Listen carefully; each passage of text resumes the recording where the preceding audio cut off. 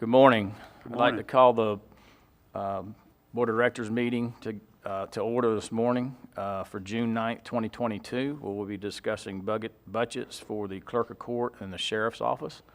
I want to welcome Sarah Herbine here today. We haven't seen her in a while, so it's good to see her. So we'll begin the meeting with the invocation by Commissioner Harvey and the pledge by Commissioner Adamsack. Please stand if you're able. Let us bow. Gracious Heavenly Father, we thank you for today, a day we've never experienced or never been through before. Today, Father, let our eyes be open. Let us look for help for our fellow man, a way that we can just pass on the blessings that you've given to us. Father, today we call upon wisdom directly from your throne room. Lord, that we can govern the county's affairs in decency and in order. Father, we thank you for this county, all the people that are in this county, this state, our governor, our president. And Father, we thank you for the elected officials that give of themselves tirelessly, Father, in order to succeed and to help people succeed in their life. Father, we thank you. We ask everything we do in Jesus' name. Amen. Amen. Turn me in pledge. I pledge allegiance to the flag of the United States of America and to the republic for which it stands, one nation under God, indivisible, with liberty and justice for all. Thank you, Commissioner Harvey, and thank you, Commissioner Adamsack. First item of business, I'll open it up for public comment on agenda items. Any individuals wishing to make public comment? Okay, seeing none, we'll close the public comment portion and we'll move down to the agenda. And item A, Clerk of Court, Honorable Matt Reynolds. What I'd like to do is, as we did yesterday, is for him to make the presentation, and we'll have commissioner comments and questions after, if that's okay, Matt. Okay. Thank you, Mr. Chairman. Thank you, Commissioners.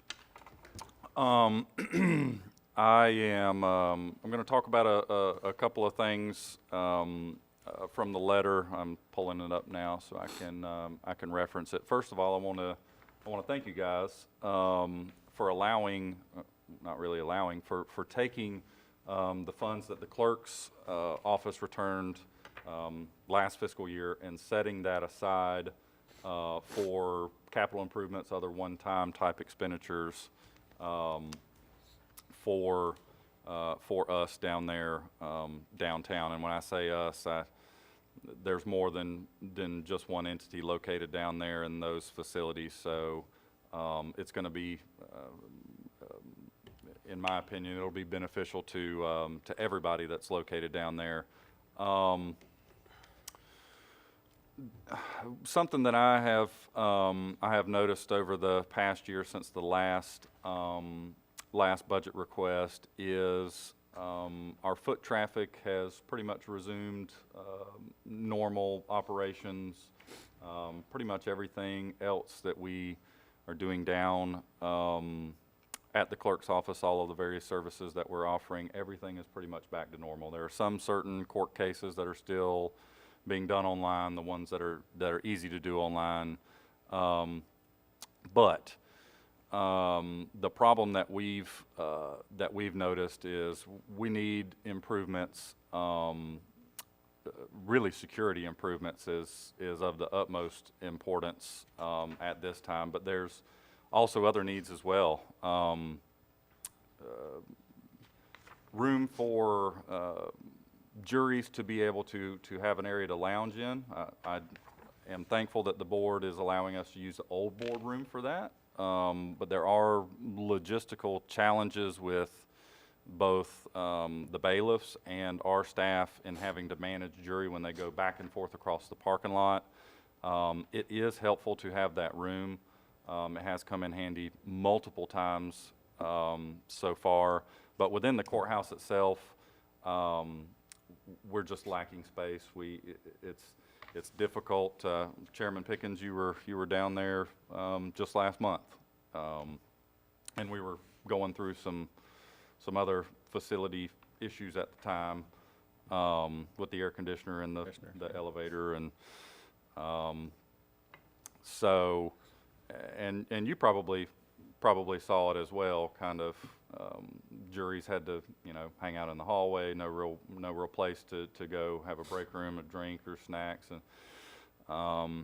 and that's something that something that I see as a real need. I started, and it kind of put it in perspective for me, I started looking at how many different constituents we mandatorily summon down to the courthouse each year for jury service, and a conservative estimate would probably be 3,000 to 4,000 people, maybe upwards of 7,000 to 8,000 people, and that's just jury. That doesn't count the people that have to come in for customer service to file cases and things like that. So, but our priorities right now for that money is obviously security improvements.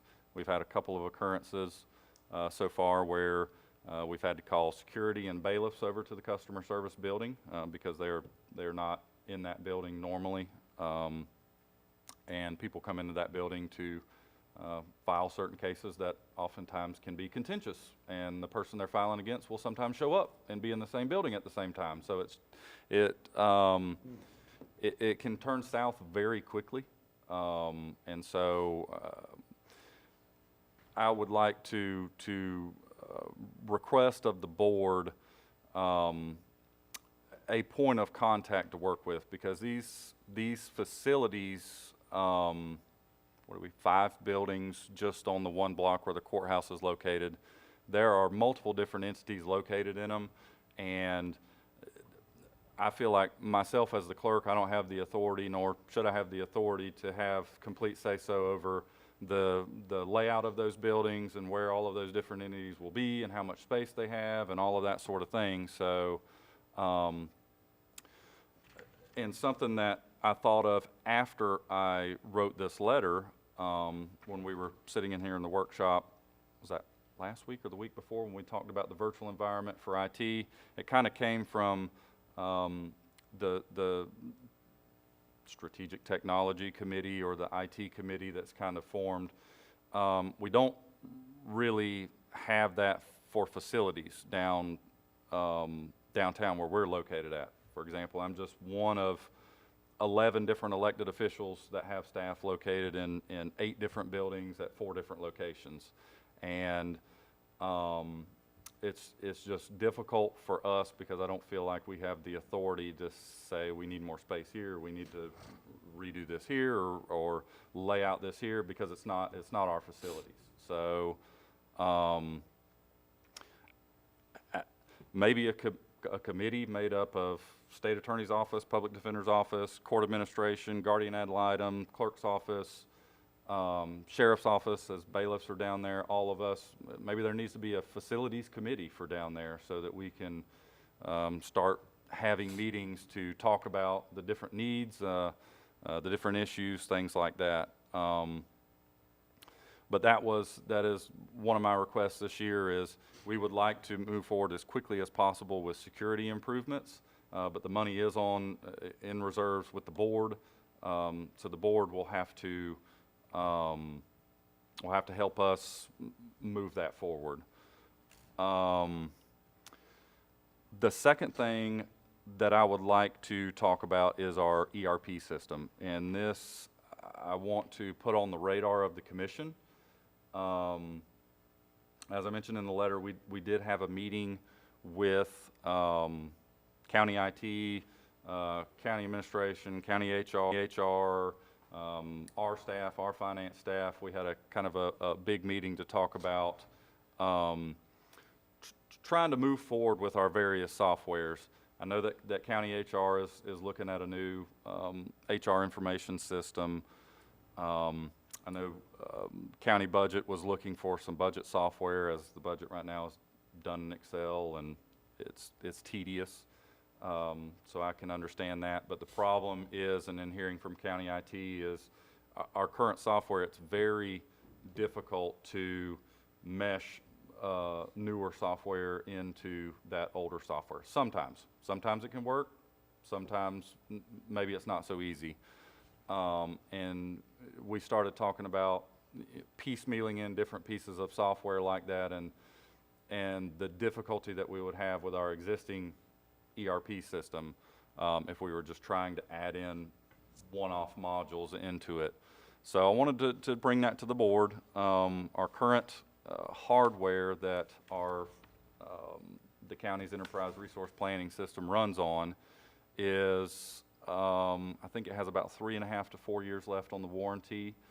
And that's not to say that the hardware will all of a sudden stop working after the warranty runs out, but obviously the cost, if you have to call in somebody or if that hardware fails, is a lot more than just replacing new hardware. The big issue itself is not necessarily the hardware, but the software. The software is outdated. It doesn't have certain functionality in it. I know county administration will tell you the same thing. County IT will tell you the same thing. They helped us draft a budget amendment software because our current software had no sort of electronic workflow process for once the budget was approved for department heads or various county staff to request budget changes. It all had to be done on paper. Because our software just doesn't have that functionality in it. And it's likewise for purchase orders. I don't know if Julianne and County IT have been able to come up with anything different for the purchase order process, but that's another function that our software just doesn't offer, is an electronic process for department heads to go back in there and say, hey, I need to take some money off of this PO, or I need to add some money to this PO. It just doesn't have that functionality built into it because it's outdated. I'm concerned that Central Square may at some point stop supporting our version of the software. I don't know that they will. It's just a concern of mine with how old our software is. It's just something to keep in mind. And we came up with a very rough estimate to replace the entire ERP system, and we kind of looked at Marion County just went through a complete ERP renewal, and their cost was $18 million for theirs. Granted, their population is quite a bit higher than Putnam County, and these software companies base their pricing models typically on population.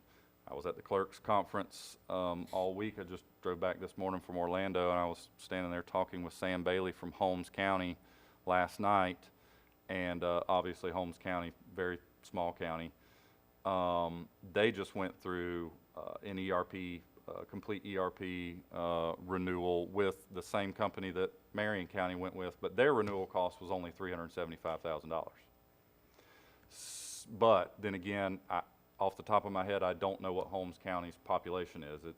I know his clerk staff is less than 10, whereas I know that we have 62. So putting in perspective, 4 to 5 million may be a little high, or it may not. It's hard to tell until we start to get further down the road. But I wanted to put this on the board's radar for us to be able to at least discuss it, so that we know about it, we know that it's coming, and it doesn't surprise anybody in 3.5 years when the warranty runs out on the AS400s and we're having to either look at purchase new ones of those, and it doesn't fix any of the issues with the financial software. Then the last thing I have is just our request for a 5.38% increase to match what the county is planning to do for county employees. We're planning to have the same amount of FTEs, 62, not changing that, and we're requesting $112,598 for the 5.38% pay increase. I'm not sure whether that will be more or less than our allocation, based upon the allocation model that the board went to last year. I did mention in my letter that my concerns still remain about other non-ad valorem revenues not being included in that calculation. Last year, the clerk's office did not receive enough allocation to give a 3% raise. So county staff went with, clerk staff that are paid via county funds went without an increase last year. I do not hope that happens again this year, especially with, obviously, what's going on with inflation. So our total appropriation request this year is $1,996,519.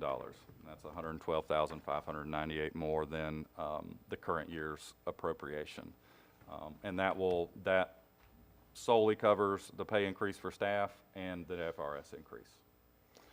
And those are basically the three items that I wanted to bring up, and I expected us to have more discussion on the first two topics, obviously, so. Okay, all right, Matt, thank you, and we'll start with Commissioner Rawls. So Matt and I had a conversation about his budget, and one of the questions I asked him was how his staff was doing, not getting the pay raise from last year. I think that we really should try to take a look at increasing his budget enough to cover last year's 3% that they were shorted, especially in light of the fact that you had about a 7% rate of inflation last year that their employees didn't even get 3% to cover part of.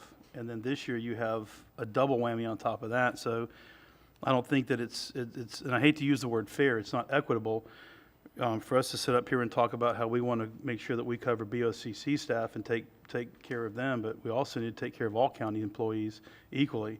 So I think that that's something that we should consider doing, is putting that extra 3% in. Matt, what was your total percentage last year? Do you remember of the budget? Remember what that number was? What do you mean, percent? It was Oh, 4 you mean point the allocation? It was a little over 4%. I can't remember the exact 4.1 or 4.2. Okay, What? yep, 4.18. That might 4.18, I sound right. believe. 4.18. All right, so at that, based on what we talked about yesterday,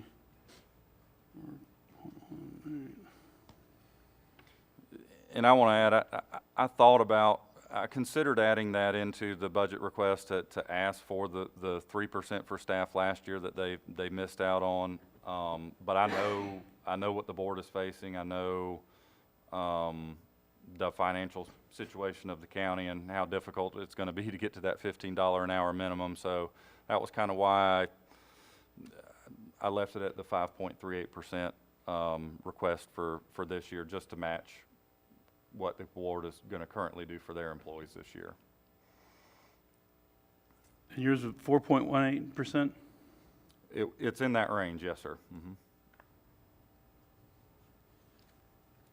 But that would be So the 4.18% of the, after the 20% is taken off of the increase in ad valorem revenues. So you'd have to take 20% off the top of that and then do the percentage breakdown on that figure, and it would be based upon the increase in ad We've not valorem discussed from that all this year year. to next year. We've not discussed that 20% this year at all. We're doing the total. So that, yours would be 2 million. No, we haven't either. I think y'all voted No, we on that haven't. already. That's part of That's- the. that's- We haven't. So based on yesterday's conversation, you'd be right at a little over $2 million. It'd be by my number is $2,002,220. Would that get you where you need to be to cover last year's loss? Can we just ask Julianne, what are the numbers? Those are not the numbers to begin not. with. We have the percentage and the Miss- number, like you. Yeah, absolutely. And so Mr. Reynolds has been out of the office since all week. I haven't had a chance to speak with him either, but there is a little bit of a mathematical difference between his numbers and my numbers. Right. So we can figure that out after this, but our board appropriation from the general fund last year was 1.83 million and some change.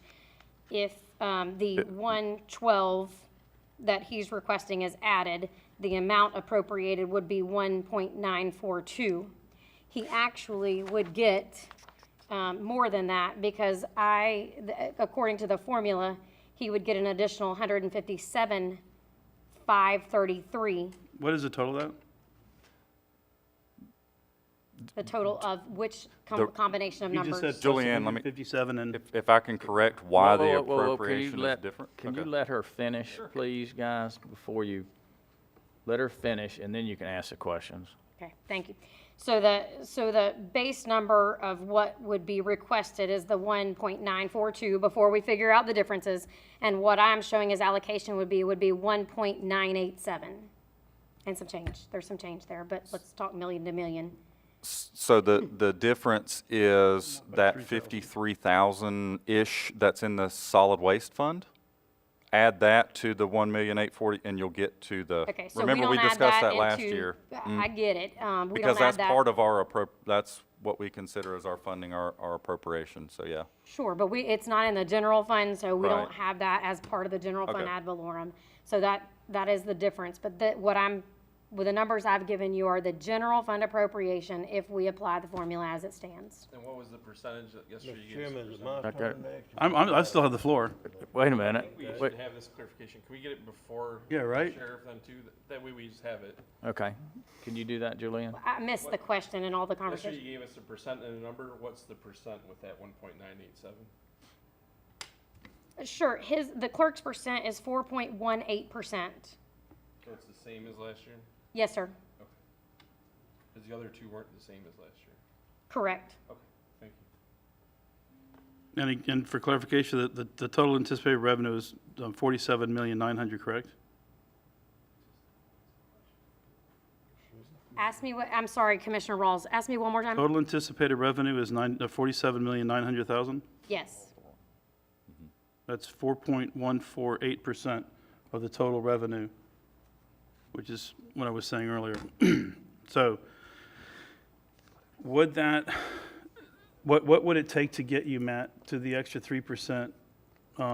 We know that the 112 represents 5.38, so could we assume that 60,000 gets you the additional 3%, rounding up? Approximately, yes, sir. I Okay. would say approximately, yeah, that'd And be an based on the- approximate guess. I would have to get the actual figures. yeah. Based on what you're hearing right now, does that get you where you need to be, or how close are you? According to what Julianne just said, so if new ad valorem revenues and the amount that we are tentatively going to be appropriated is 157,000, was that correct, Julianne? yes, new ad valorem, your general fund appropriation would be 1.987 before we discuss The solid what waste, yeah. in yeah, the sanitation right. fund. Okay. How close does that get you on that 3%? It would get us closer if 157 to 112. We could do a little more than a 5.38. I don't know that I'd be able to do a whole 3%. I don't know, this is not a bargaining session right here. If you get your point of what you want to accomplish, Commissioner Rawls, I understand that. it's but not a- I it's don't not a think bargaining session. session. If we're going to discuss a budget and we're going to do this equitably, I don't want to sit here and argue with anybody, but last year y'all pulled the rug out from under my feet and told me how we were going to budget. And then it sounds like these guys at the Constitution are being blindsided because instead of us telling them ahead of time how much money they'll get, they're finding out when they walk in this room, and I'm finding out when they walk in the room. So I've been screaming since the day I got here. I don't like the budget process. I don't think we do it correctly. So if you want to shut me down and shut me up, tell me to shut up, and I'll shut my mouth. Otherwise, I have a lot of questions, but what I keep coming back to is the same number last year when I apply it to the total. I'm within a few $1,000s. So if I take the 4.18% and I multiply it times the $47,900,000, I get to $2,200,000. I'm off by $4,000. I'm close enough there where I can have a conversation inside my head and understand at least what we're doing. You yourself said yesterday, I need to meet with staff because I'm even confused. I'm not confused. 4.18 of a total number is that, and that's what we need to do is get it to where I can spoon feed this to the public that we represent instead of coming up with this Boolean equation that we have to give to the public. I think it's just asinine the way we're doing this. But if we take a flat number times the 47,900,000 anticipated revenue, then we all can have an intelligent conversation about it. My question to him is there a way to get equity to his employees? If his answer is we can get close, maybe 2.5%, that's better than nothing. And at least it eases the pain of the pump and the grocery store that we're all talking about. That's all I'm trying to get to is just a way. And this isn't any me bloviating, trying to get reelected. I don't give a crap if I get reelected. This is me talking for the past 3 years, exact same conversation. Only this time, everybody's starting to wake up and understand what I'm saying. Thank you. Don't know about, My turn now. okay. Mr. Turner? This commissioner doesn't want to micromanage the clerk's office or tell you how to run your business, Matt. I'm not into that. I do know that you did give some raises last year, maybe not across the board, but you were able to give side. some, and you were able to adjust positions to where some people got more money because of adjustments in positions. So it's not like nobody got any extra money down there. Alright. You just That's right. decided in Yeah. your. And I said and- I And said that's absolutely your county side. decision, and I'm not even questioning that decision. That's not what I'm doing here today. So I understand that was your decision. By the numbers that I'm coming up with, or that I'm seeing, is that you asked for 112. You asked, your number should be 157 and change is what it should be. But for several years now, back since when money was so tight around here, nobody could fund any of their budgets, they looked for some cash cow money, and they took some money from the landfill, which no other entity pays in any of the county, and they gave it to the clerk to make their budget whole a few years ago. That's about 50 grand a year, and I'm talking generalities. This commissioner says, we give you the 157, you asked for 112, we give you the 157, which is your percentage on the percentage basis, and we stop taking money out of the landfill for the services that you give everybody else in the county for no money.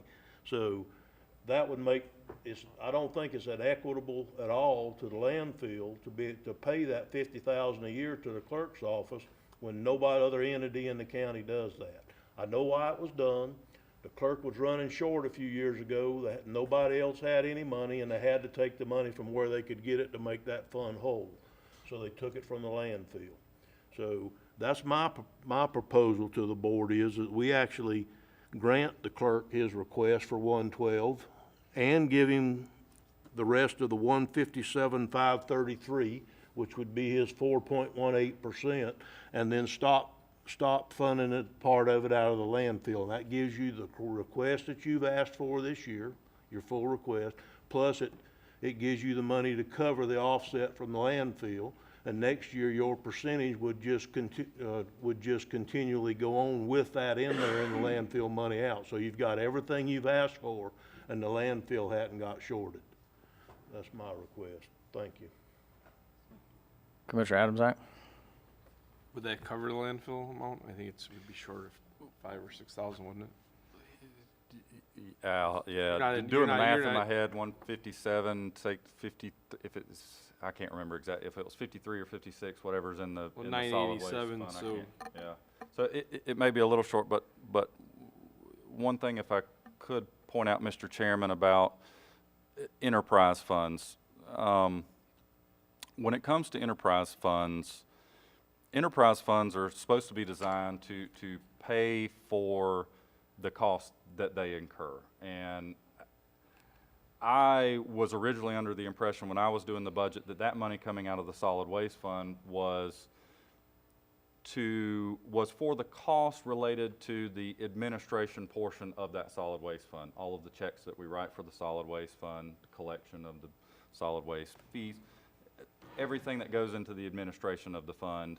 The board can obviously choose not to do that if they don't want to. But for example, if the board sold the solid waste portion to another company, they would have to pay somebody to write their checks and, do the payroll and administer their funds and balance their bank statements and all of the things that go in on the finance side of it. But again, that is completely up to the board. Terry, The reason that it is because an enterprise fund is different from a governmental fund, and the solid waste fund is an enterprise fund. It's under the is it GAP or what states that it has to be in an enterprise fund, and those funds are supposed to design to be able to break even. Governmental funds, not the case, but enterprise funds like your water, sewer, solid waste, those other types of utilities. If we had an electric utility, the way those funds are supposed to operate is almost like an independent business entity is how it's supposed to be done. But again, I have seen many different counties, many different cities that don't do it that way. So if it is the prerogative of the board to shift and not pay any out of the solid waste fund, Matt, I do, You get the same Okay, money, wait, what- excuse me. Commissioner Adams Act Just still has mentioning the floor. proper accounting, that's all I want to bring up. Yeah, As it is. comptroller for the county, I want to point out that, in my opinion, that would be the proper way to do it. Chairman.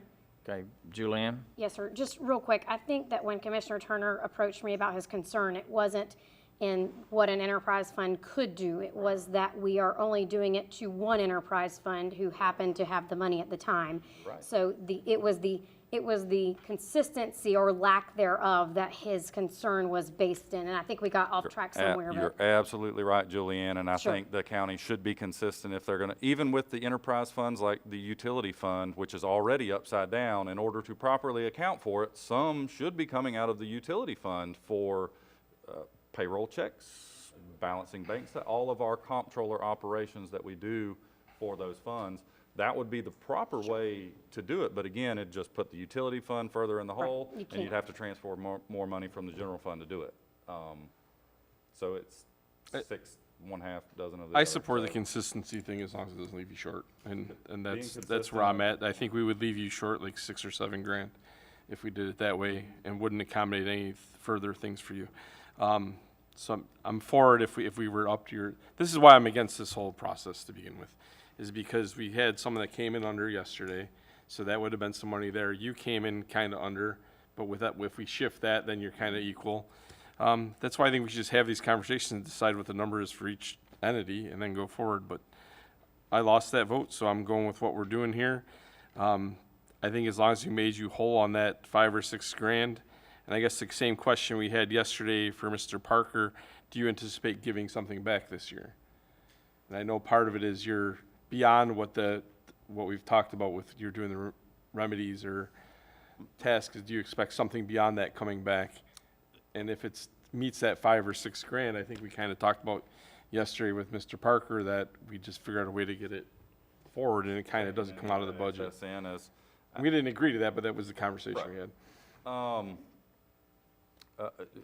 I'm basically at the mercy of you guys, so it's gonna be, whatever the board decides to do, I'll take it and manage from there.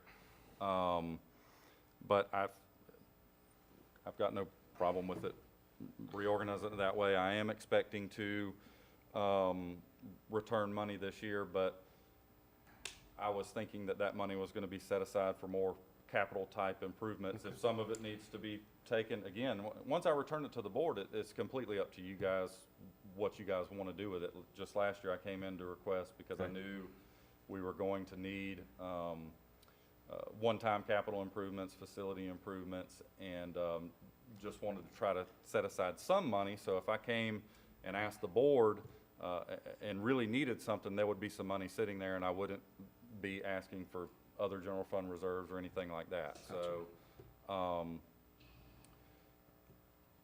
we will definitely return money this year. And even those projects, the scope of them is gonna change the cost because the costs keep increasing for everything, so. Yeah, at this point, I don't know what Honestly- the scope of all of these will be.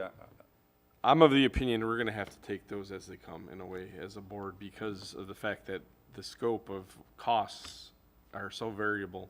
I mean, we listen to Mr. Turner, Mr. Rawls talk about all the time, they won't quote a customer for more than a couple of weeks out or a week out, I think, on some of your contracts, and I can't see where we can do that. We have roads that are torn up out here waiting for asphalt, we can't get asphalt. So, and then when the asphalt does come in, you know, is that gonna be like twice as much as what the guy contract? I mean, we're under the gun for all this stuff, so I'd like to see us separate that only because I don't think there's a way you could estimate what you're gonna need anymore, and I don't think there's a way we can either. But I'm all right with this, you're gonna give back, I think that'll cover the 6 grand, and, hopefully maybe a little more, we can figure out a way to give you back, if that makes sense, as long as we go that path. And that seemed like the way we were talking with Mr. Parker yesterday. Thank you. Commissioner Harvey? Thank you, Mr. Chairman. All my questions have been answered, so I yield the floor. Thank you. Commissioner Turner? Oh, yes. The only thing that I wanted to reiterate here, Matt, was the part that is not equitable, that they're the only ones having to pay, and that on a $1.987 million budget, if we get you within $5,000 or $6,000 of the request and get things straightened out where it's equitable to everybody, that's a pretty close deal. You know it is. And also, I'm with Commissioner Adams, Zach, if you're $5,000 or $6,000 short and it comes time for the other, I don't have any issue trying to give you that extra little bit out of the return money. We've done that ever since I've been here, if we could, to try to make every department whole in the request. So, you know, I'm trying to get this to be equitable, and it's just not fair. I completely agree with you on that. That's something that I saw as budget director at the county that was the first thing I was like, why is the solid waste fund the only one? And we all know why. It's because it's the only one that actually had money. But yes, I agree. We need to either be consistent one way or the other, but it needs to be 100% one way or 100% the other way. So I really wish we were in a position with our utilities and whatever to be doing some of that. And I see us getting there in the future. I really do, especially with what we're doing with the systems and whatever at the current time. When those get built in place, we should be a lot closer to profitable than what we are at the moment. But as of right now, I just see this as the most equitable solution, and it also gives you the percentage of the pie that you have coming. And you know, another thing is that I want to bring to everybody's attention during this discussion is that, you know, it was brought up yesterday, and you brought it up too, about income other than ad valorem taxes that the county gets that's not in the equation. But typically last year, and the plan was this year, it's my understanding, was to use that for that money for the additional amounts of revenue to offset the additional amounts of third-party vendors that we have absolutely no control over how much their cost is going to be. Those vendors are like the medical examiner's office, Department of Health, armed and unarmed security for the courthouse, Meridian Behavioral Health Care, SMA Behavioral Health Care, Indigent Medical Care, Indigent Burial, Cadaver Transport, State's Attorney's Office, Public Defender, Judges, Court Administration, Guardian Ad Litem, overhead expenses for all constitutionals that are third-party listed. So those are the things that we also have to fund that we've typically done out of those additional monies, the additional increases in those third-party vendors. And so if we use the total revenue and not just the ad valorem revenue, then we get the increases, then the Board of County Commissioners is the one that's getting shorted. I think it was Mr. Parker yesterday that said that was unfair. Well, it's not unfair, and the reason why is because all those third-party vendors hand us a bill. And like the medical examiner's office, they came in last year and said, your increase is $90,000. Staff said, we don't want to pay it. They said, well, then you keep your bodies. That was basically where it was. There's no negotiation, there's no asking, there's no anything. It's your $90,000 more. A lot of these are in that same boat. So their increases that we have to fund are being funded out of that additional income. So if we use the full number, which is ad valorem plus the other income for the other revenues for the county, then the Board of County Commissioners is going to get shorted tremendously, because if we split that other amount up amongst the constitutionals, but if you make the pie bigger, their percentage will go down. So they won't get as much percent of the pie, but it's if we take the increases out of the other revenue, then they would get less money, not more money than what they're getting under the same formula that we're using now. If we're doing that with that additional revenued income, and that's what we've done last year and this year. I think we took some of it last year and we actually had to put it into the transportation fund to make it whole, or we wouldn't have made it through the year in transportation. So the additional revenues are already being spent by the county, and it's not like we're using it to pay our employees more, we're using it to do something more. It's just not the case. We're using it to cover as much of the costs that we can't control above the ad valorem tax revenue. So that's what we've been using it for. We don't get to negotiate how much that our and we don't know how much indigent burial is going to cost or cadaver transport is going to cost. We just don't get to negotiate that. So it's so much money. And so, anyhow, I just want to bring that. I don't think that it would increase at all the different percentages if you used the total plus the revenue, if you took out of it these additional things that money's being used for now. I just don't think it will. Now, you could come back, a constitutional could come back at that point and say, all right, well, you pay for all that. Well, that's not fair to us either. So, I think we've seen that this is working pretty close. Yesterday, Charles came in, he was less than. Yesterday, Tim came in and he was more than, but he wanted to add 3 people. So that's the difference, basically. Because if he hadn't wanted to add the 3 people, only 2, then he'd have been real close to his percentage. Matt's come in and he actually asked for less money than what his percentage was, but if we make that equitable in the fund, he actually goes up to what his percentage was, and we're all square. Within a few dollars, we're all square. So I think the percentage thing is working wonderful, if you ask me. So far. So anyhow, I think that's all I have to say at this point, Mr. Chairman. Okay, thank you. Commissioner Rawls, before I go to you, I want to apologize. I wasn't trying to cut you off. And in my statement yesterday, I felt I understood how this system worked, but after the conversations here, going back and forth, I thought maybe I didn't, but I do understand how this system works, and I think this system will work if we give it a chance. So continue. I apologize, truly. There's no apology necessary, I understand. I mean, this is how business and government gets done. So I've been sitting there listening, and the last note that I wrote myself was, we do micromanage you. We micromanage you by telling you what percentage you're gonna get without any input from you on what your actual needs are. That's a form of micromanagement. So if we tell you you can do anything you want within this $1.98 million, that's micromanaging you. So from a business model perspective, do you feel like your business model right now is sustainable for the next 5 or 10 years? If nothing, with the assumption that the economy starts to flatten out, as it looks like it might.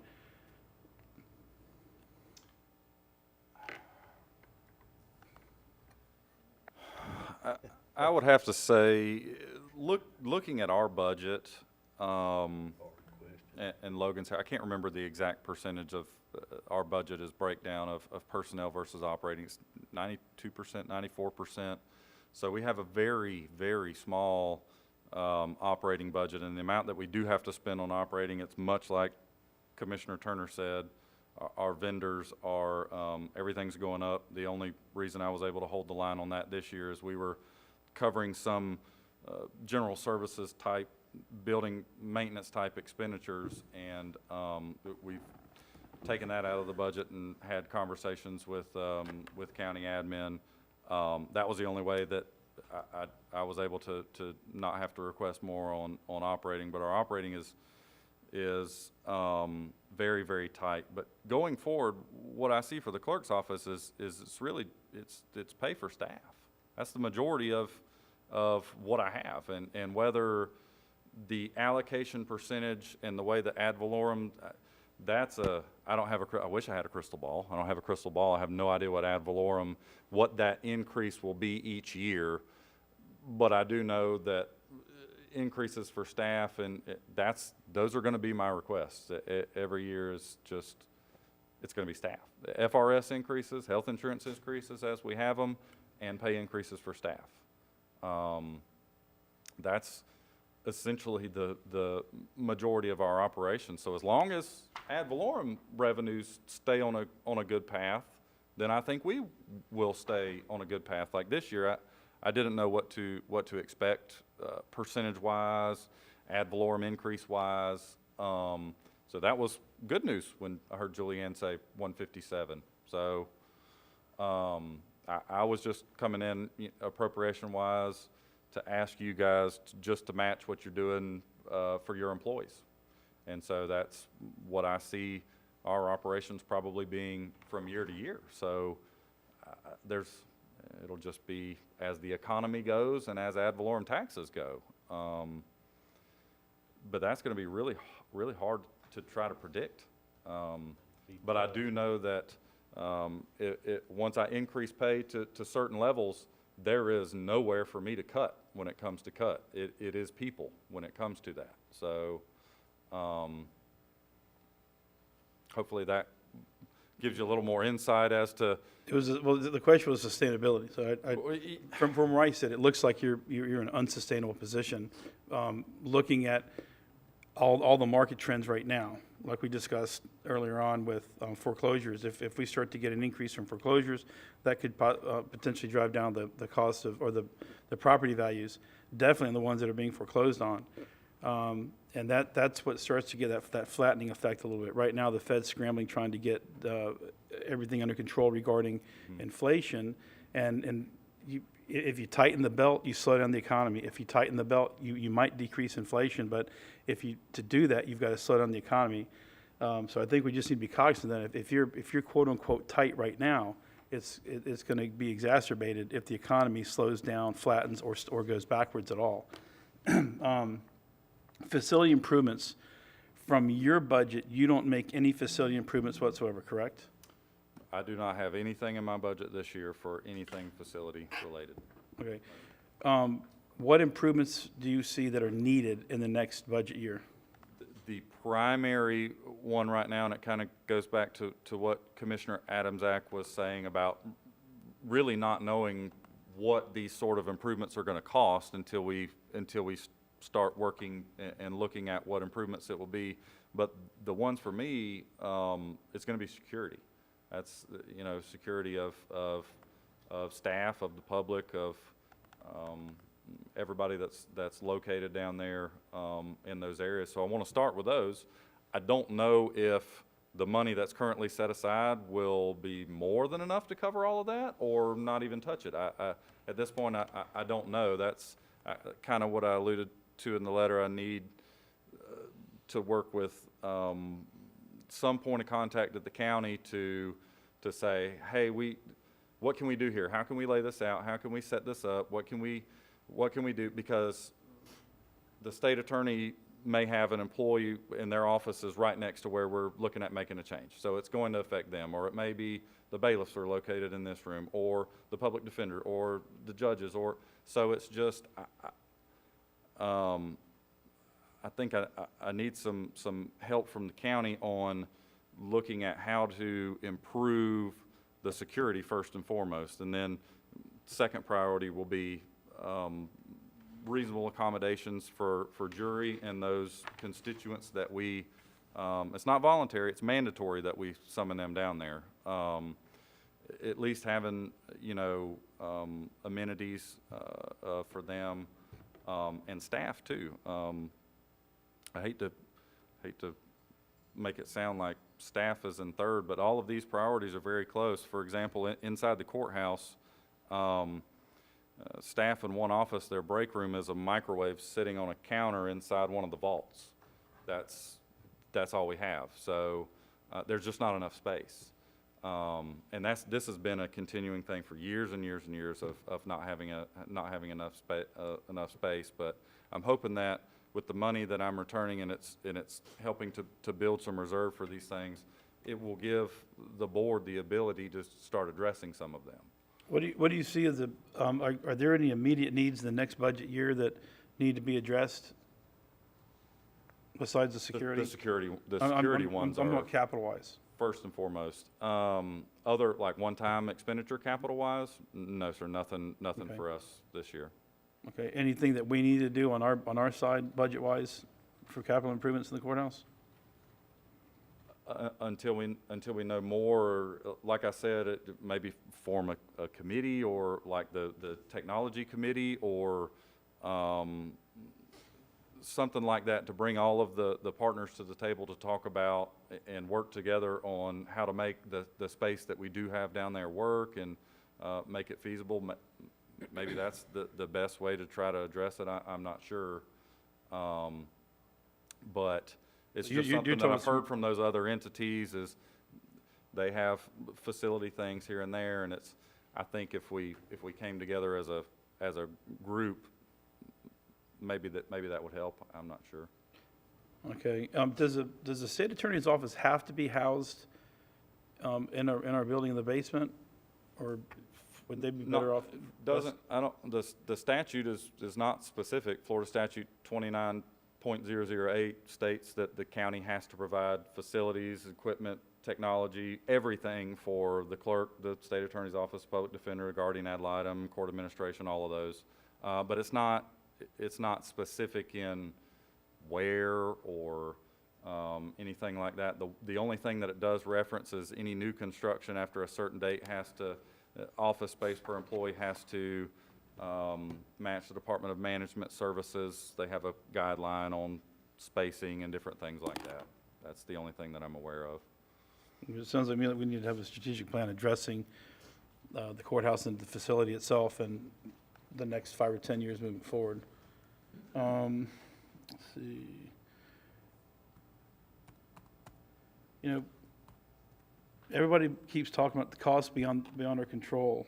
And, you know, Commissioner Turner's right. We do have a lot of costs, and we have no way of knowing what they're going to be. And I guess that translates to you guys as well. From your staffing perspective, does most of your staff live in the county? I would Okay. say yes. That's a good thing. All right.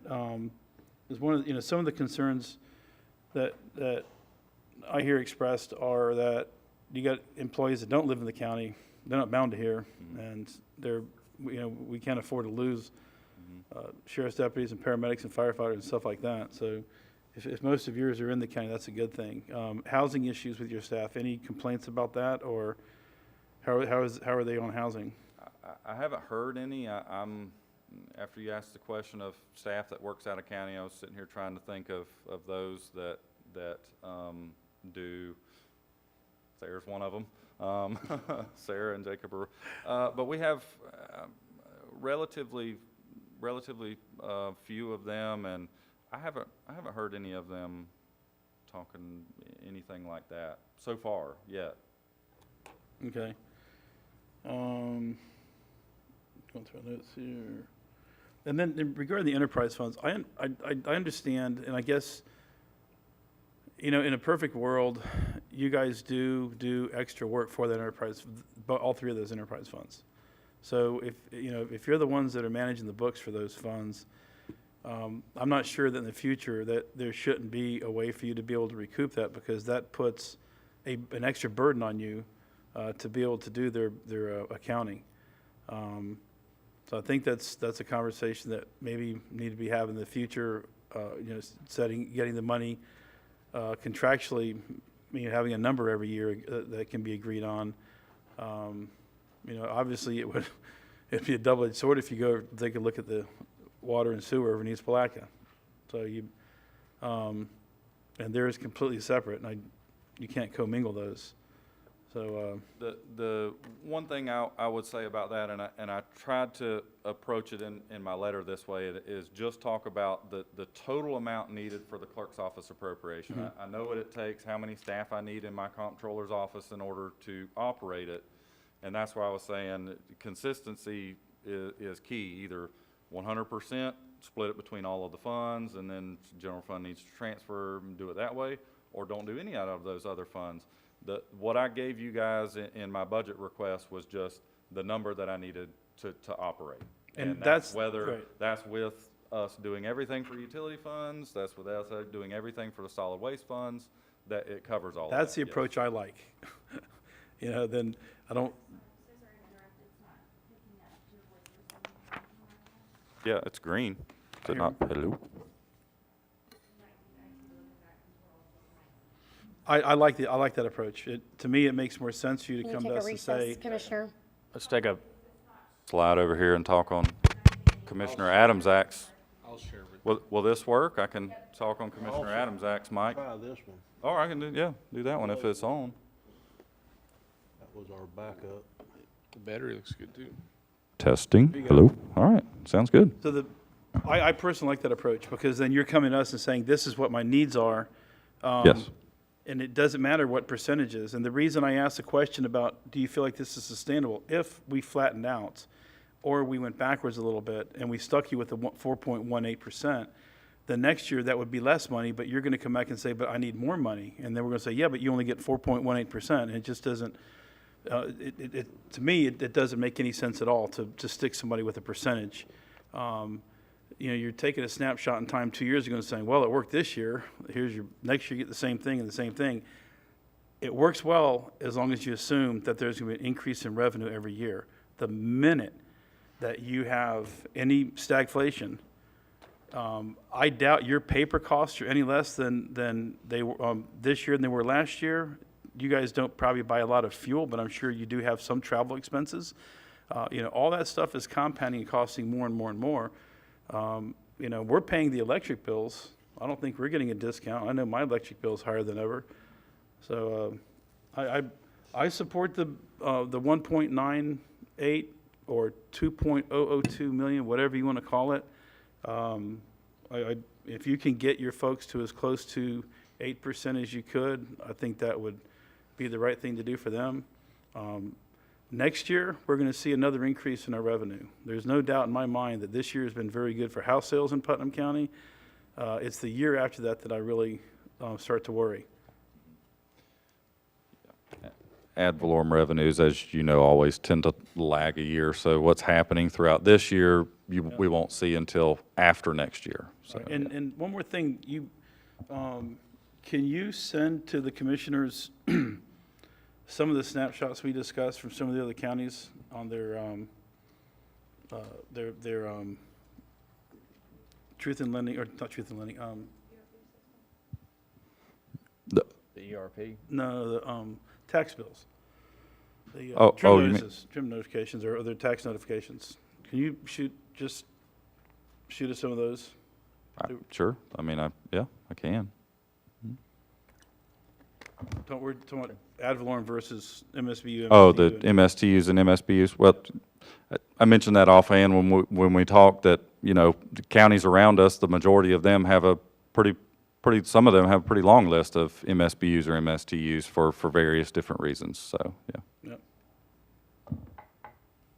I'm good. No, Harvey was. Commissioner Harvey? Thank you, Mr. Chairman. I'll keep this very brief because I know time is of the essence here. Matt, it's kind of unfair to ask you to look in a crystal ball and say, what do you think you're going to look like in 3 years? We can't even do that in business nowadays. You've been in finance long enough to know that you look at your budget every year, and if it's got to be less, it's got to be less. If it's going to be more, it's going to be more. That's just the way government finance works. You know that. You've been in it a long, long time. So my point is this, that, I never have anticipated that, by God, we're going to hold you to 4%, and that's just the way it's going to be. We never made that statement, and that was never even thought of. It was a starting point to go from there. Okay, that's all that was. And if there was an anomaly, fine. And we have found out one came in lower, you came in a little lower today, but now that we talked it out, you might need a little bit more. That's how this process works. So I don't ever want any constitutional officer to walk away from here thinking, I've got to be held to the fire, because that's not the way this process was going to work. And I appreciate you coming today, but I remember the years when constitutional officers walked into this building and said, don't even ask for an increase. You ain't going to get it because there isn't any. Thank God we can have these talks today about trying to take care of our employees. Maybe they are the tough talks, but I'm welcoming that, because it was not fun back in those days when we said, don't even ask for it because it ain't there. It's there today. The economy's doing now. Maybe in 3 years we might have to go, Matt, don't even ask for it, Mr. Clerk, because it ain't there. But today we can take care of the responsibilities we need to do today. And that's all we can do. We can make hay when the sun shines. That's what we can do. Thank you, Mr. Chairman. Commissioner Turner? That's pretty close to what I was gonna say, is that I'm just thankful we're here today discussing how we're gonna divvy up the increase. Because even though I wasn't a commissioner back then, I do remember, because I paid attention, when there were years when the ad valorem revenue actually decreased. Yep. So, but when that happens, everybody's got to pitch in. The board's got to take less, the clerk's got to take less, the supervisor of elections is gonna have to do more with less. That's just the way it's gonna happen. If you can't fund, if you, in private business, if you run out of revenue and you keep running at the same level, you're not gonna be in business any longer, and it's the same around here. We got to live within our means. So I'm real happy that we're actually discussing how we're gonna divvy this up instead of that, you know, how we're gonna just keep the lights turned on throughout the year. So, yeah, I think that's a pretty good deal. And, you know, I think, and for my 2 cents, I really believe that us giving you X amount of dollars for a budget doesn't micromanage. Micromanage to me is when we go in there and say, well, you should hire a deputy clerk instead of 2 people that does different jobs, but you don't need a deputy clerk anymore because those 2 take it up. We don't go and tell you things like that. That was a decision on your part, and that we don't tell you who to promote and who not to promote and who to move around, and that Sarah gets to come back and be with us today like it is, and we don't tell you to do those kind of, that to me is micromanaging, not just trying to set a budget, which is what we're supposed to do. I think that's all I have, Mr. Chairman. Okay, Commissioner Adams, Act? I guess first question, Mr. Chairman, are we gonna do commissioner comments at the end today? Because that'll help with what I'm gonna say. At the end of this session or at the end Yeah, of yesterday the whole? we forgot to do it, I think. Yeah, we'll do it at the end. Okay. I think for you, it worked out pretty good, pretty close, so that's fine. My biggest concern from what you're sharing with us is the future. And not necessarily in reference to the way Mr. Rawls is referencing it, but the fact that you have, see, I don't know if you need a committee to do that. I think that each of those agencies should, because we own the building, should be asking for what they need, and we either can accommodate it or not. I don't know, that, I guess that should come back to us to figure that out. I think that's how the process should work. We should have a map of where people are and how much space they have, and I don't know if we have that, but I would think we should, and if we don't, that's surprising to me.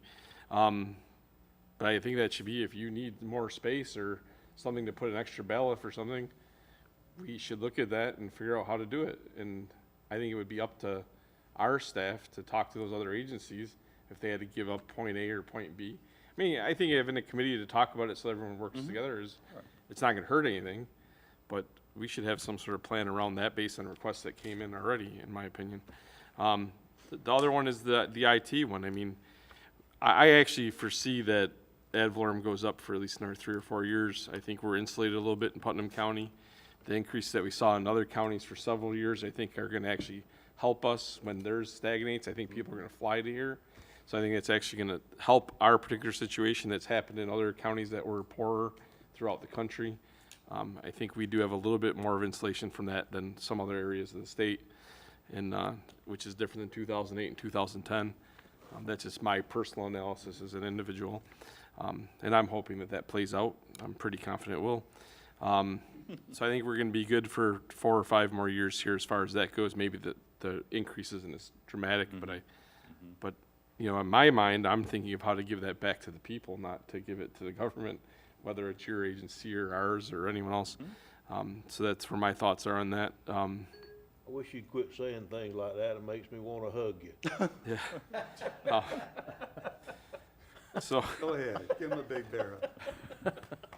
So that's where my head is at, and I'm going to save the rest for commissioner comments because the other thing was the ERP system. I mean, that's something that is, our staff has asked us about that separate from them asking us about that, and it is something that really hasn't come up a whole lot of detail during the IT meetings, and I don't think it would be smart to pull in our AS400 maintenance contract because we already paid it, and we probably paid on an ongoing basis. But I think we definitely need a plan to come from our IT department on how long it's going to take them to migrate off of that. There needs to be something. Then we need to backtrack that back, because I would anticipate it's probably a year-long project at least if you had the hardware sitting on the floor. So there's going to be a time frame not only where we're going to spend the millions of dollars, but we're also going to be double dipping because we're going to be paying maintenance on one system while the other system's sitting there. So as much as we talking about reserves and things, that's a big ticket thing that we can't just do in 1 year cycle, most likely. And we're only 4 years away from that, 3.5, 4 years from that. So that's something we really need to talk about when we get to the county side of the budget, how we're gonna start accommodating that starting this year. We're 4 years from the end of the warranty, not necessarily the end of the life of the system. Yeah, but it's, the thing we're hearing from everyone that's involved is that it's not sustainable because the stuff that they want to purchase to utilize to make county government more efficient doesn't run properly on the S400 environment. And I absolutely believe that. So that's the issue, is you could keep that system probably here for the rest of forever, because IBM has 100,000 clients that use it, and they're small clients like us. And those clients don't want to rewrite their homegrown programs and stuff, so they're going to keep that going because it's a good business. People overpay for a system that's a lesser system because of the fact they don't want to change their homegrown stuff. We're not in that situation where we're getting out of it, where our IT department's starting to get off of the homegrown stuff, and that's a good way to be, because eventually your cost gets cheaper. We just got to get past that first flip off of that system. He thinks it'll be 3 years. Yeah, 3 years. 'Cause I think the lease was, or the He thinks 3 years to migrate it. Two to three. It can't, and talking with other counties, some counties have been closer to 3, others have been able to do it in 18 months to 2 years. It all depends on the complexity, how Yeah. much data you have, how difficult it. We saw how long it took citizens for it to go live. yeah, no. Well, I don't know. That's something our IT department has to tell us. it also needs to be brought up that I know it'll be more efficient for another system, but will it be $4 to $5 million more efficient? I don't think that I don't know. That's That's conversations a we have to part have. of the conversation, yeah. Okay. All right. Thanks. Okay, any other comments? Okay, thank you. I appreciate all the comments from the dais here. And Mr. Reynolds, thank you for your report and your concerns and requests. And Susan, thank you for being here, and Logan also. And I think with this process, it's always tough. As I said, I've been here, this is my 6th budget. And I remember the first budget, we raised the millage rate and we had to use reserves. So we're not in that position this year, so there is some money, which is good, but there's also needs, and those needs are all more expensive than they ever have been. And I think each one of us up here want to be able to accommodate each constitutional officers the best we can, but we also, on the board side, we have needs too that are more expensive. And so anyway, I appreciate this conversation. We are going to take a 5-minute break before we move to the sheriff's office. Thank you.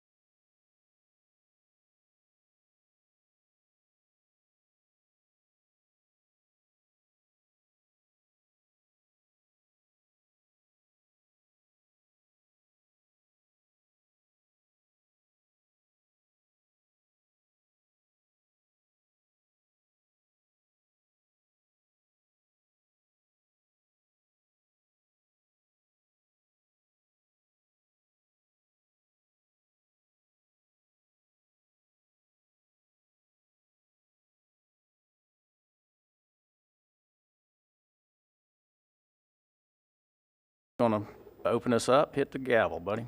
There you go. Good job. Broke the table, but that's okay. Okay, thank you. Grant is, Commissioner Adams acts one of his sons. So anyway, we'll now move down to the budget discussion with the Sheriff's Office. Welcome the Honorable Sheriff Gator Deloach and Colonel Joe Wells. So welcome. Good morning. How's everyone doing today? Good. Is this microphone? Yep, it's working. Okay, so do y'all have the benefit of being able to see the PowerPoint in front of you? We do. All right. We'll make this short and sweet. I don't think there's anything in here that's going to come as a substantial surprise to anyone. Not unlike everyone else, we have struggled with supply chain issues and doing our level best to manage some tremendous cost increases that we have faced throughout the year that unfortunately will carry on into this year. But with that said, I think we have a budget prepared that I hope you guys will find agreeable. There's really nothing in here that I would consider fluff or wasteful spending. This is all, well, we'll get into the presentation. I'm sure you guys will have some questions about it, and we'll be happy to answer any of those for you that we can.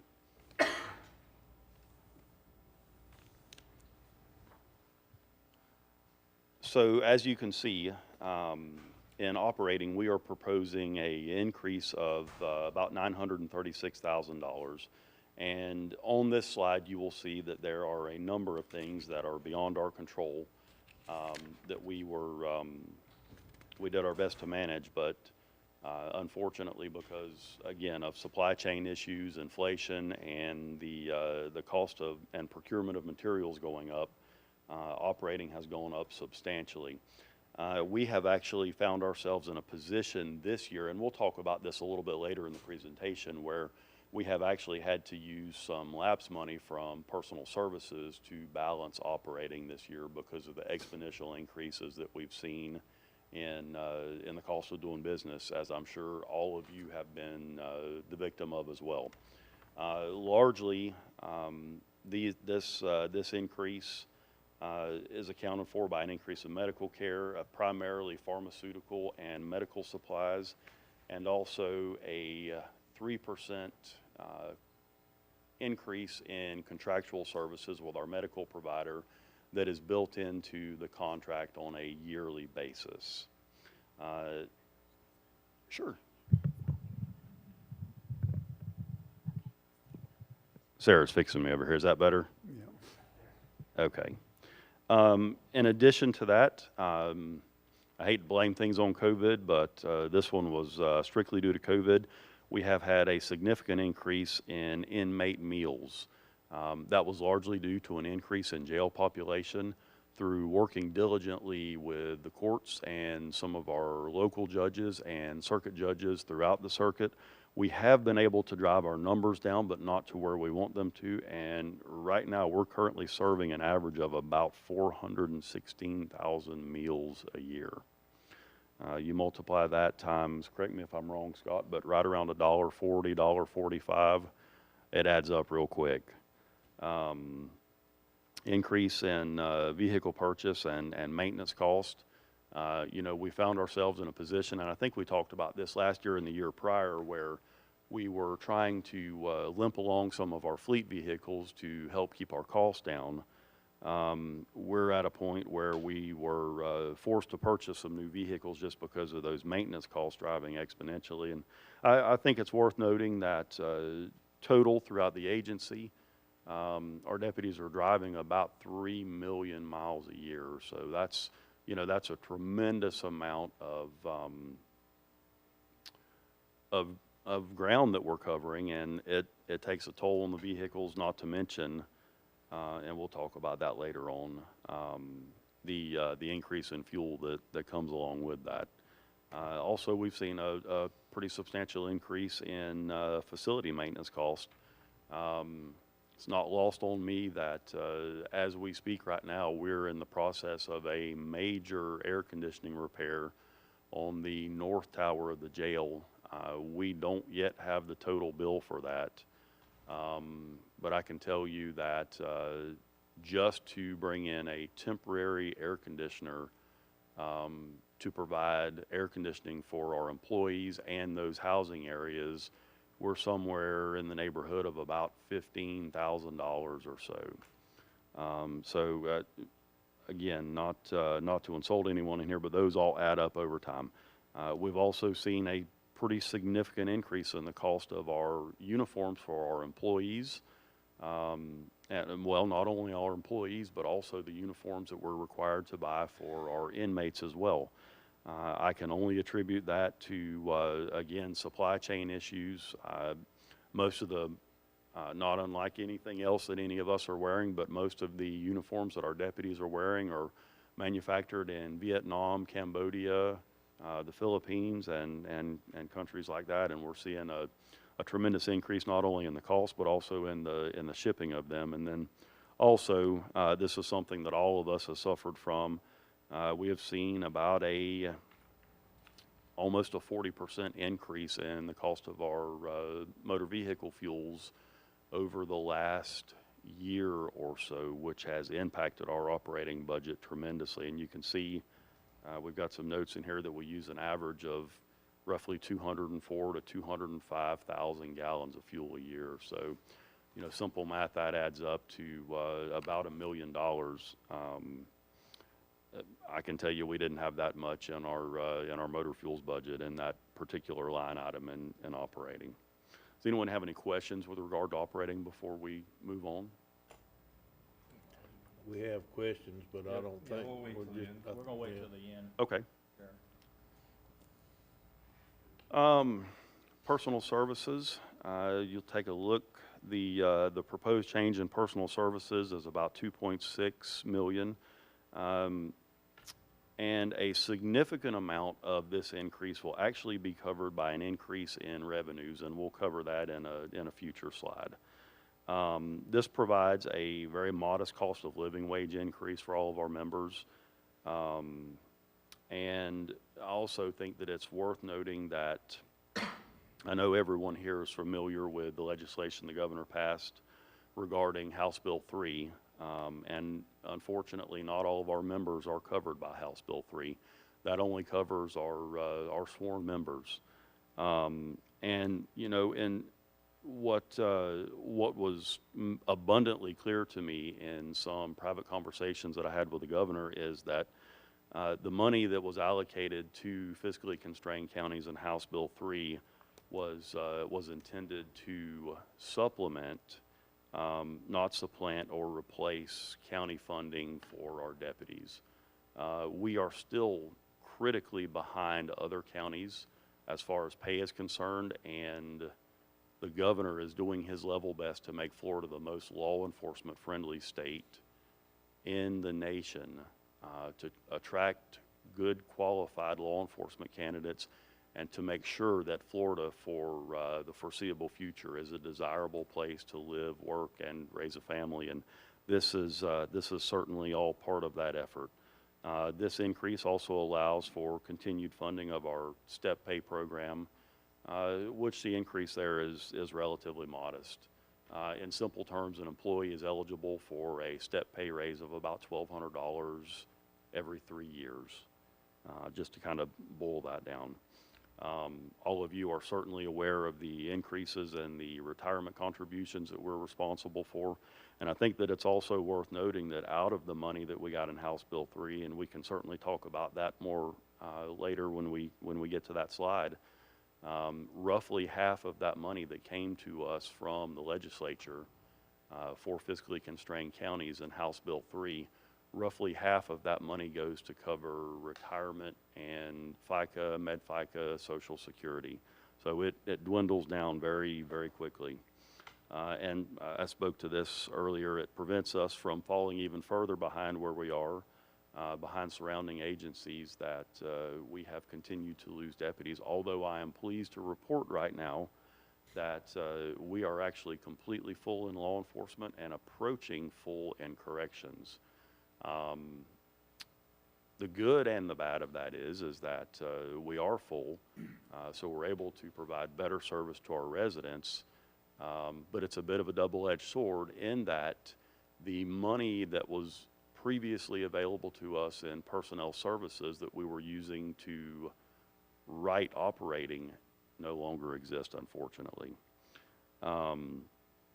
As of this year, we have not requested any additional funds for positions, but there are, however, some grants that we have obtained to increase our staffing, to help with our crime reduction efforts, and to also help reduce that burden on the county. Any questions thus far? We saving them. What's that? We're saving them. Fair enough. We're gonna give them all at the end. So I'll apologize. This, in translation, this slide got a little misaligned. It was not like this whenever we left the office. And Joe, you may have to help me out with this one because I did not bring my glasses. That's all right. Let me see if I can get to the slide that I've got my notes on here and see if I can read it.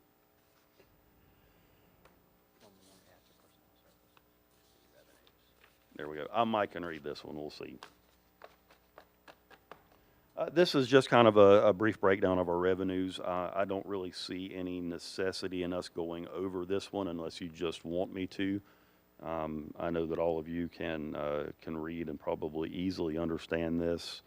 With one caveat, the VOCA and VAWA grants pay for some of our positions and equipments. There has been a rather substantial change in how that money is awarded because there were some counties who were misappropriating some of those funds. So they have not automatically renewed anyone in the state. We have recently applied for this money, and based on how the new framework is established to award the grant, we have talked with I believe is it DCF who is the distributor of that money? They're the administrator of those two particular grants. We have not gotten anything from them indicating that we would not be eligible for the money. We've kept great books over the years, fortunately, and there is nothing to suggest that we won't receive those awards. But you'll see there's a footnote there that essentially says this money is expected, but certainly not guaranteed. I fully anticipate that we'll receive this money. The other things to take note of on there is our youth resource deputy contract has increased. That is largely due to a position that the school board is now funding that we have assumed the role of managing truancy for the school district. So that's where you see that increase there. The Crescent City contract, they actually paid in advance for a period, and I can't remember without going back and looking at my notes, but there were some startup costs and some carryover from some unfilled possessions. So that's why you see a little bit of a reduction in there. As far as inmate welfare goes, we are in the process of onboarding a new employee who will start, is it today, Scott? Next week. Okay, my apologies. And this will be to use what I refer to as inmate welfare money. Some people call it canteen money. Commissioner Turner is familiar with it because we used some of that money whenever we were building the jail to make some upgrades. But this is essentially revenue that is generated through the sheriff's office through the sale of commissary items, phone calls, emails, on a fee basis for our inmates. And the increase that you see there is to add a full-time substance use disorder counselor to further help us reduce our recidivism, get these people the help that they need, provide the care for them while they're in the jail, and provide for a continuum of care so that there is wraparound services for them that we can connect them with on the outside with some of our partners at Stuart Marchman, Celebrate Recovery, and the, what's the facility at Life Church? Recovery Point. I was thinking Celebration Point. I knew that wasn't it. So that's largely where you see that, that increase here. The COPS hiring grant that we have recently been awarded, I've had conversations with most, well, I believe all of you about our crime control strategy that we're using right now. So we applied for a grant through the Department of Justice for $250,000 to add a couple more positions to help supplement our crime control efforts. And we had no delusions of grandeur that we would ever be awarded the grant. Well, they saw the crime control strategy that we were using and immediately recognized it as innovative and frankly, one of the most innovative policing strategies that has ever been crafted to date. So fortunately, we were awarded that grant. So those come to us in the way of revenues that substantially, all of these obviously substantially reduce our burden to the county's general fund and ad valorem taxes. We talked some about House Bill 3, that 1.125 million out of a total of 15 million that was awarded to the 27 or 28 fiscally constrained counties across the state. But again, roughly half of that money goes to retirement benefits, FICA, Med-FICA, Social Security, and all of those ancillary things that we're required to pay.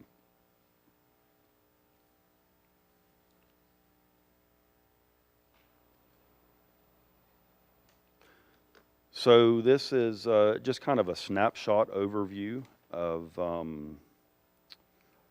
what our requested total appropriations look like. I think I missed a slide somewhere. Nope, we're good. Okay. Yeah, okay.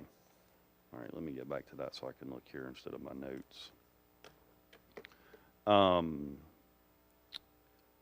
So as you can see, the difference in BOCC funded, which is a direct impact to ad valorem tax revenue from last year to this coming fiscal year, will be 2.275 million, which equates to, if I did my math correctly, I'm going to have to rely on Julianne to verify this, about a 9.69% increase from what our total budget was last year, exclusive of revenues.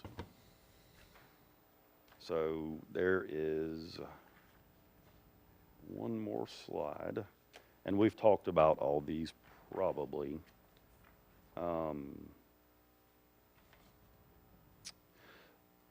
So basically, in a nutshell, we covered the first bullet point that I talked about in here. You know, the increase in cost has absolutely decimated our operating budget, which forced us to rely on, like I said earlier in the conversation, that lapse money out of personnel services from those positions that were open, but no longer are, to balance operating. I can anticipate what I would call a modest return of funds at the end of this fiscal year. But again, most of those are already encumbered because of pending purchase orders, some of which have been open for months and run the gamut from ammunition, which obviously we all know there is a critical shortage of nationwide, to just general supplies, you know, safety equipment for our deputies, gloves, and I mean, you name it. We've got untold numbers of purchase orders that that we're expecting fulfillment of. We just don't know when, unfortunately.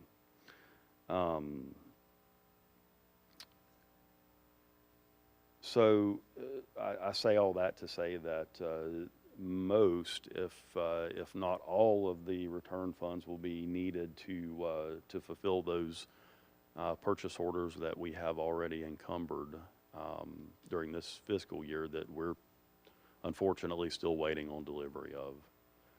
And that's pretty much it in a nutshell. So with that, I'll turn it over to the board. It's your pleasure if you have any questions. Can you go back one slide before, Certainly. Okay, thank you. that's the one you want? Leave it. Okay. Sheriff, thank you for that update, and you're the winner. A lot of people don't understand that I have a screen here with all the other commissioners' faces there, and everybody rang in, so we'll go in order. Commissioner Turner? Thank you, Mr. Chairman. I guess asking for a 9% plus increase with a straight face takes a lot of effort. Taking us, I mean, this seems like it's more and more and more every year, and I'd just kind of like to say that, like what I said earlier, that I am so thankful we're talking about having the money to even have an increase at all. This is a much better conversation than if we came in here and said, I got to have more money, and we had to say, there is no more money. Sure. That would be a terrible conversation to have. So, all the expenses that you're having at your sheriff's department, your increase in expenses and costs, the county's having them too. Certainly. So we've also got to have the same cost for our part that you do. I guess under the percentage that we had talked about, one other issue on your revenue page on your slideshow on number 5, it said that you got a grant for a couple more people.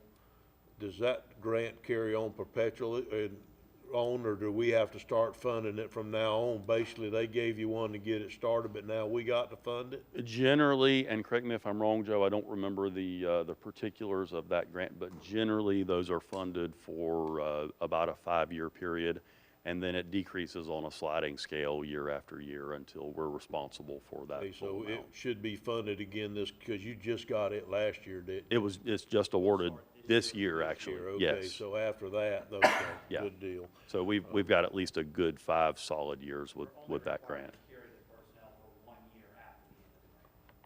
Okay, I got you.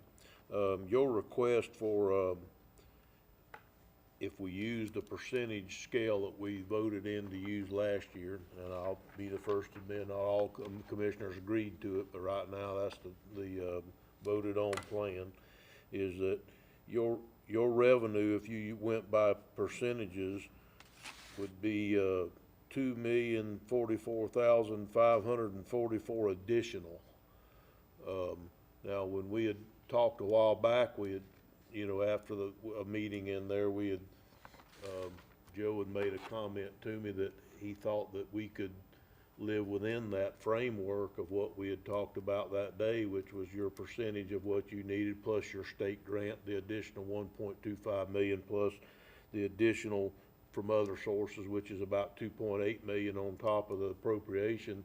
But then we come back and it looks like we're apart by 265,056. And now you're saying that you don't think you're going to even be able to give any money back this year because you're thinking that maybe POs are going to carry on into next year for stuff that you might need, I guess would be my next question. Do you think you think you're not going to be returning any money at all to the county this year? I don't know. We're kind of shooting at a moving target, and we've had this conversation before about a small contingency fund. Usually somewhere in the neighborhood of, I don't remember what our return was last year, but you guys have been gracious enough over the last several years to return that money to us to make us whole, or to make us whole to the best of your ability.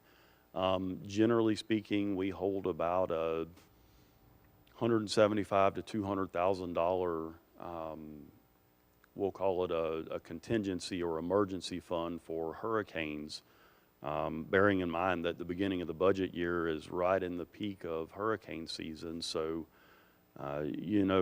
providing that we don't have for some major storm activity, there is the potential that we may have that money that we could roll over if the board would be gracious enough to return it to us, which would largely make us whole minus a few $1,000s, and I think we can certainly live within that. Well, that's what I was hoping for, is that we could get back within those percentages where I truly hope that at some point in the future that everybody will understand that we're all in this together. We are, the constitutionals along with this board. but we have the same expenses moving forward that you do. We have the same issues that you do as far as everything at Public Works costs more. Everything in every department we have costs more. We voted to do a $13 minimum, a dollar an hour minimum and the 5.3%. I think that, y'all are way above 13, I believe, for your minimums right now, but hopefully you'll be able to give the 5.3% to at least stay in line. And I don't know, with the state money they're giving you, it may be even higher to get you closer with your state grant money. Sure. For law enforcement. So I would just wish that we could find a way, especially moving forward, that we could do it in such a way that we talk to our budget officer and you say, okay, your percent of the pie this year is X amount of dollars, and let's try to get as close to it as you can. Because sometime in the future, I don't know when it's gonna be, and you don't either, no way of knowing. It could be 5 years from now, 8 years from now, 10 years from now, and they may not even be using this formula then. But if they, at some point in the future, and there's no ad valorem tax, additional ad valorem tax to talk about, because I predict that it'll happen sometime in the future, taxes will be flat that year, and then everybody's just gonna have to live within their means. Oh, I agree, and At that point, it's still a percentage of what it is. If it only went up $1 million, or if it comes down $1 million, you know, the overall ad valorem revenue came down $1 million, you'd have the exact same situation. Sure. You'd have your percentage of what the decrease in ad valorem is. I don't know that we'll ever see that again, but we could. And so, I would kinda like to see us try to get to where there's no contention at these things. That's why I would like to take and try to use the formula. Talk to the budget officer, find out what it is, and if you just can't make it, then I get it. But if you're keeping a fund for 100 or 200,000, which is good business, if you're keeping a fund for possible contingencies, it might be that you use that to offset part of this additional monies, and then say if we have this issue, we're coming back to see you. Sure.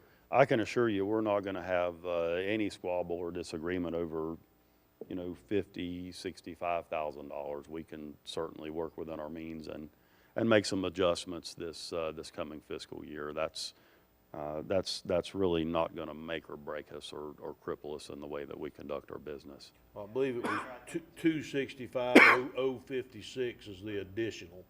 But even at that gives you the increase this year of what, $3 million or something about, you Well, I know. think this conversation is exactly proves that our previous conversation was accurate, because we did the best we could on the budget, not knowing what they're gonna be, and out of, asking for a $25.7 million, we're only 200-something thousand off. Right. I think that has proven that for at least this year, this percentage-based in our earlier conversation has been successful. Yeah, we're Like talking they about. said earlier, you know, this is a starting point, but if we could maybe before this process next year, if we could possibly try to talk to the budget officer at that point, say, and ask, what is your percentage this year? Sure. It's a simple formula. So what is your percentage Sure. this year? They could give it to you, and then if you just can't live within it, then you come back and say, look, my percentage is X amount of dollars, I can't do that. Well, and I agree with Or you. I can do that. Yeah, so Julianne and I had some conversation, as did my CFO with her, and Joe as well. But what wasn't established at the time that we were preparing our budget was what the increase in ad valorem looked like. Yeah, we may not have known. Yeah, we just didn't know, so we didn't have the benefit, but I think we're pretty dang close. doggone it, we got within 0.2 of a percentage point, not knowing, just shooting in the dark. Couldn't you be 2/10 under? Thank you, Mr. Chairman. I think that's all I have Okay. for now. Commissioner Rawls? So Commissioner Turner asked one of the questions I had, which is how the funding works for that COPS grant. So you're saying in 5 years, first taper off, these are permanent positions. How many positions does that fill? It's 2 positions plus For equipment. $250,000? Yeah. Okay, what happened to the rest of the money? What do you mean, what happens to the rest of the money? Does it cost $125,000 a year per person? Well, when you factor in equipment, yes. It buys their We're talking about cars, vests, I mean, handguns. I'm Yeah. just, real cost for one deputy in a car with a computer, with everything as a That's the cost over the entire. Not, well, that's the cost over the entire grant, so. So we're getting 250,000 for 5 years, not 250 per year? Correct. Correct. Oh.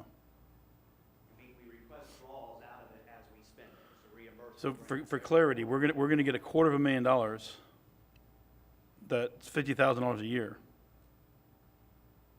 No. We're getting $250,000 per year. It's Okay. $250,000 a year. And you're saying that it costs, the real true cost to put a person in a patrol car with a computer, with all the accoutrements that go with being a sheriff's deputy, is $125,000 a year?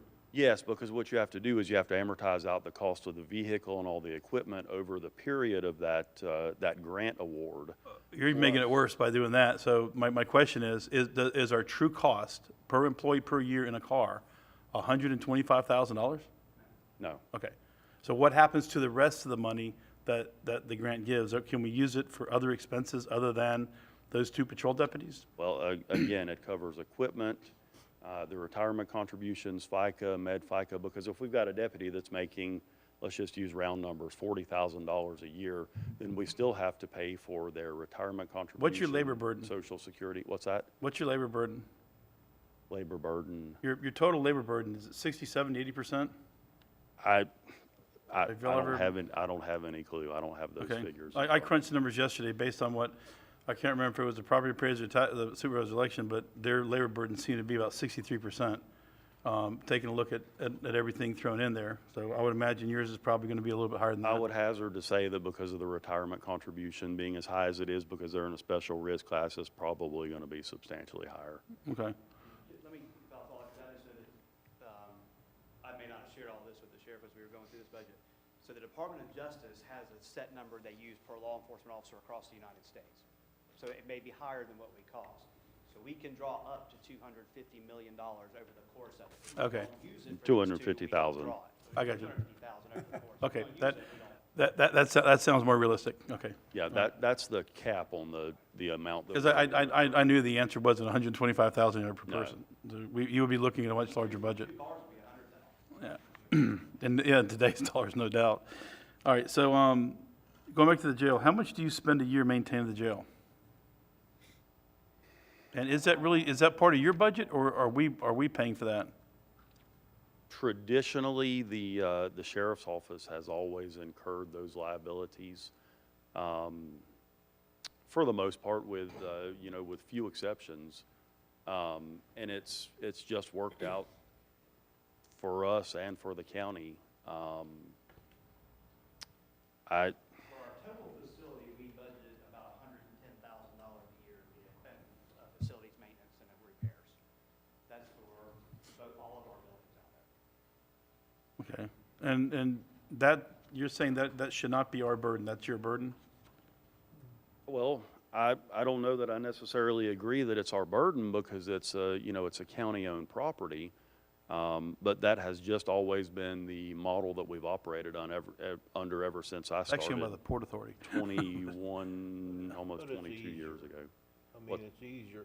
It Only reason I've been is. Around there a lot when I built the place, if they didn't do their own maintenance and stuff, it would be a If terrible we condition. were to rely on, My question goes to, should you not have a line item separate from your budget for maintenance to set aside? Because you start off by saying you had an AC that failed at the jail, and it sounds like you're replacing a whole rooftop unit, maybe? no, there's some substantial repairs we've got to make to it, but I think the writing is on the wall that at least one, if not both of those units, within the next, I hate to put a number on it, but within the next few years is likely going to have to be replaced. Why are they failing so early on? I wish I knew the answers to that. I don't know.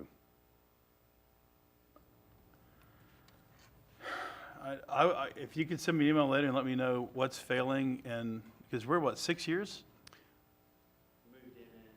2015, actually. You're in your 7th year of operation. I'm going to be very politically incorrect here, but they were trains that were manufactured during the Obama era. I can tell you that we personally fell victim to that at our house with a train that failed prematurely, and it's my understanding from talking to several contractors around that not an uncommon occurrence with those units that were manufactured during that period. So are you budgeting to replace those in the next 2 or 3 years? Are you going to be able to, or We'll have to cross that bridge when we get there. That what may does that be- bridge cost? You know, I mean, wish I knew.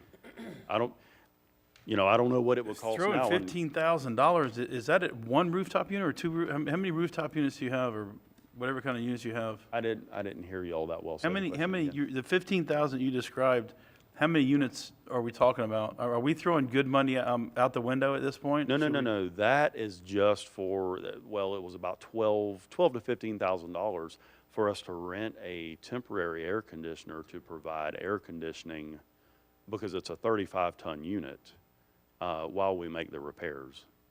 I don't know what the anticipated cost of the repairs are. Do you know yet?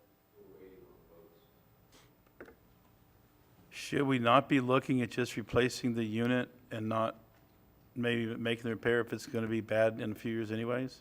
Well, maybe that's a conversation for us to have once we get the quote back on the repair, just to see how extensive it's going to be.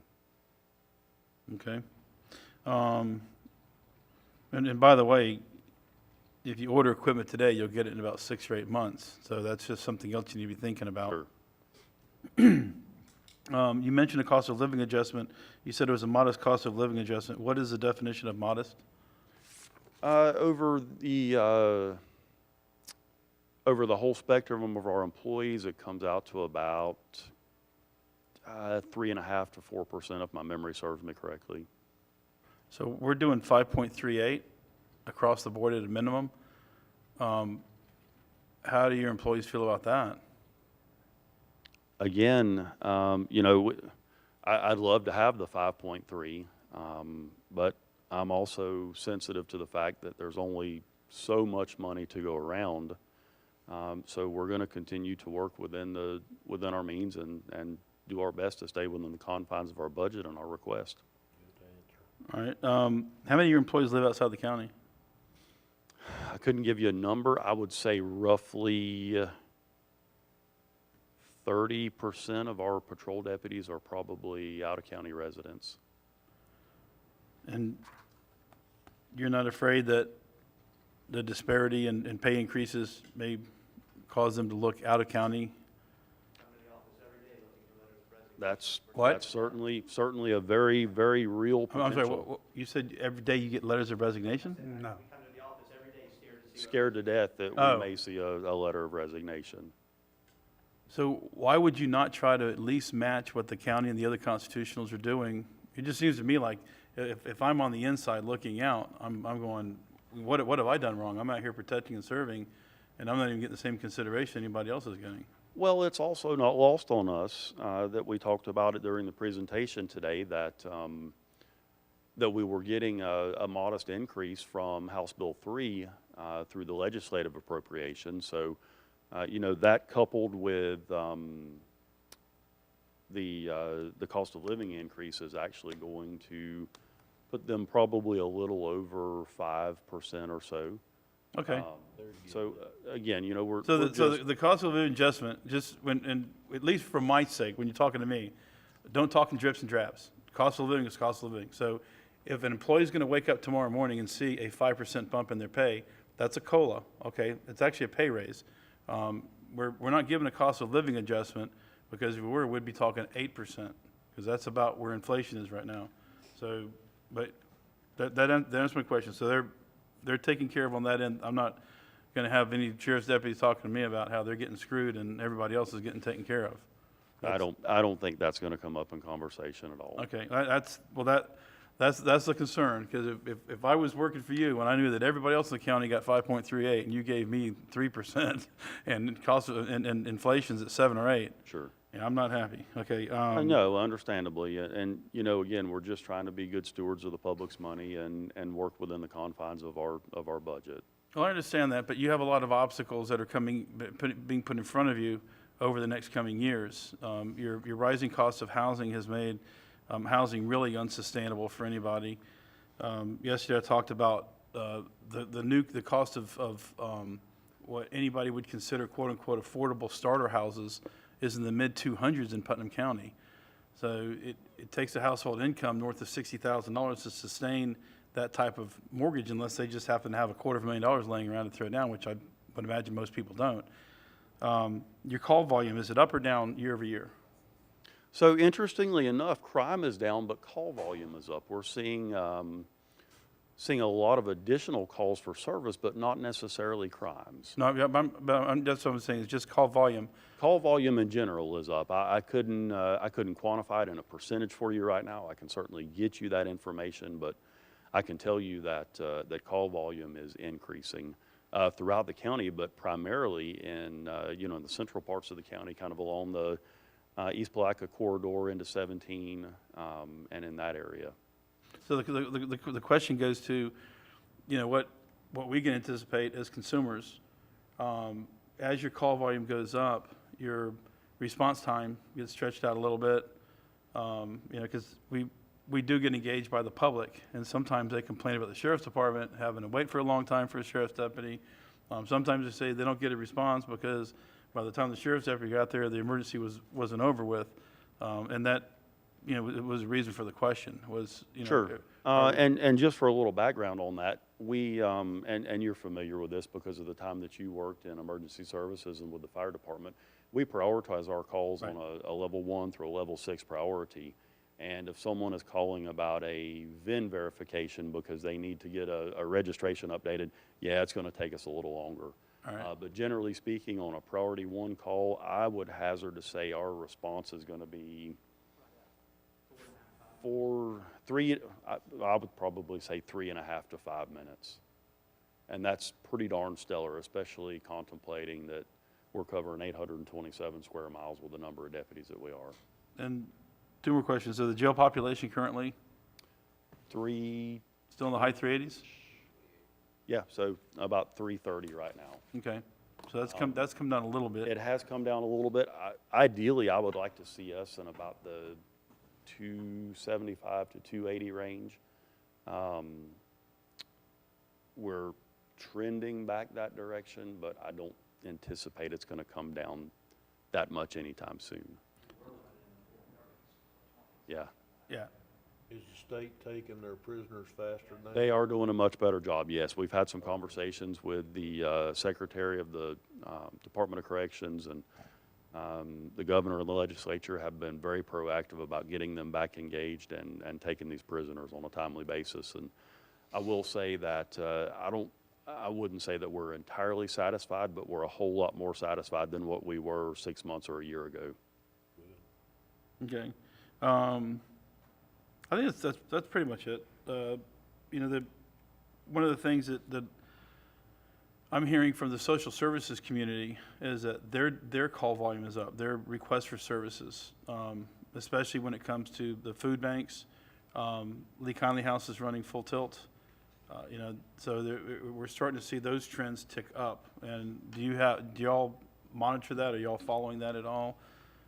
Pretty closely, especially with regard to Lee Conley House. Joe actually sits on the board, and it's probably worth mentioning this VOCA and VAWA grant. They rely on almost solely, with the exception of the few donations they get, to operate. If Lee Conley House was not to be awarded the VOCA grant, it would effectively cripple their operation, and they'd have to shutter the place. But again, I don't anticipate that. We work very closely with them. Joe can offer a more detailed explanation about how they keep their books, and we've not identified any red flags on our end or on their end that would suggest that either entity would not be awarded those grants. Yeah, y'all probably remember in the news last year or so, the state used a third-party administrator to administer VOCA now, and the executives of that third party were taking lavish trips and all kind of stuff. It was a bunch of fraud. So they shut down the distribution of it, decided DCF will be the new distribution agency. DCF's just trying to figure out exactly how that's going to go.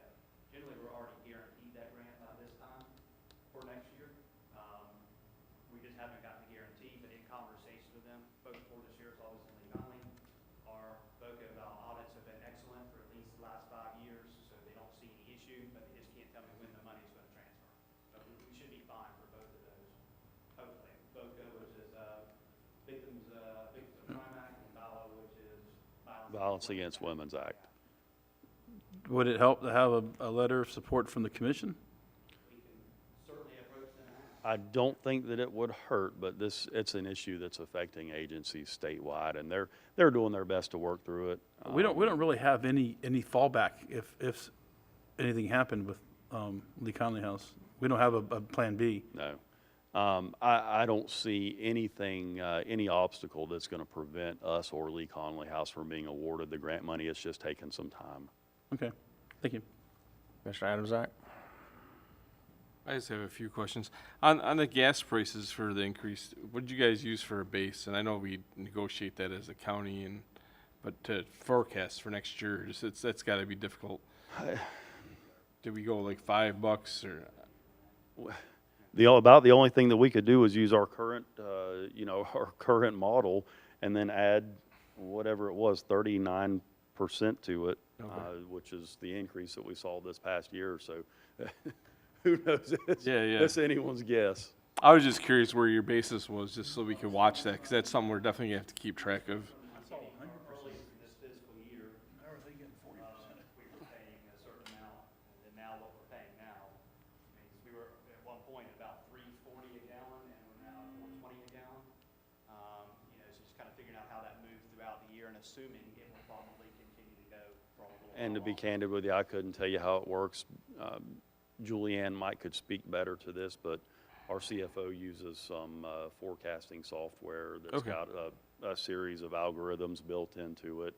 Who knows how accurate it is? I couldn't tell you. So we'll just keep our fingers crossed and see what happens. Currently, when you guys bring in a new deputy, what's the base level that on the low side, for a net new, never As before? far as starting salary? Yeah. Okay. Starting salary for a new deputy in patrol is 37, 38. Yeah. City of Plaquemine just put a post out, they're paying 41 now. I don't know if you guys saw that. What's that? The City of Plaquemine put out a post, they're starting at 41 now. With the House Bill 3 money. So they're adding that that'll- into that it. will exceed that. Okay. So with that, like 42 or something, 42.5? It's kind of a moving target again. We're still trying to stay within the confines of our budget. We don't exactly know what it's going to look like, but I anticipate our starting salary would be probably going to land somewhere in the 42.5, 43-ish range. Okay, that's what I calculated, but I wasn't sure exactly where the start was. So. Sure. With the stuff that's happened with the school shootings and things like that, the one thing did you guys allocate, and I want you to go into specifics, obviously, because there's reasons not to, allocate some extra funds towards, I know the district's responsible for a good portion of it, but I believe we are as well for half of it. I think it was an original, I can't remember if it was 60-40 or whatever was agreed to. Have we taken steps to maybe add some more resource officers in the schools in the next fiscal year? So or some more this strategic? position will add another youth resource deputy, but their primary focus will be truancy. That's not to say that it would preclude them from responding to a school if there was a lapse in coverage, or a shortage in coverage, I should say. There will never be a lapse in coverage. And I'll tell you, without going to any specifics, we are hosting another Guardian class right now. I'm happy to have a sidebar conversation with each of you individually, but I want to keep it off the record about the number of guardians that we have. I will just suffice it to say that in my professional opinion, our schools are very well protected. Good. Thank you. That's all I have. Commissioner Harvey? Sheriff, thank you for being here today, and thank you for the men and women of the Sheriff's Department that do all the work that they do in this pretty large county. Can't be everywhere at every time, but I think you do the best you possibly can. Can you move forward to that other slide that you had pulled up? Because I have one, I think I just have, go one more forward if you don't mind. Your appropriation here, it's kind of different than the page we got in our packet. And it shows that you're looking for $25,756,000 based on the 54% that we kind of set from the beginning of the ad valorem taxes. That would put you a little bit over that number. So I guess I'm having a little from what I see, it's about $52,000 over.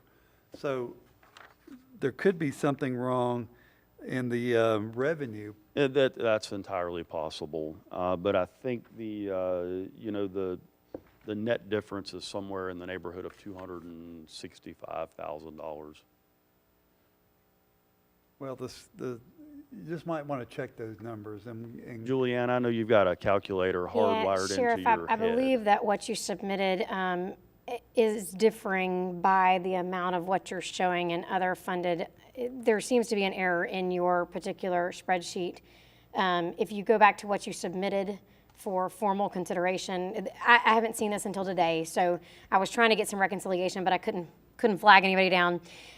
It looks like, according to your summary sheet that you provided to the board, you're going to have other revenue sources of 2.835, and it looks like on your board you've got other revenue sources of 3.116, which is changing what's going to be funded by the county general fund versus what's going to be funded by other No, revenue. I think that's probably going to be because the VOCA and VAWA grants were not included in the presentation or the presented budget to the board because they're not awarded yet. But again, we anticipate those awards, and I think that's where you're seeing that discrepancy there. I just wanted to. If that's the case, it's good news for everybody here because we're going to give him more money than what he asked for. Exactly. So good.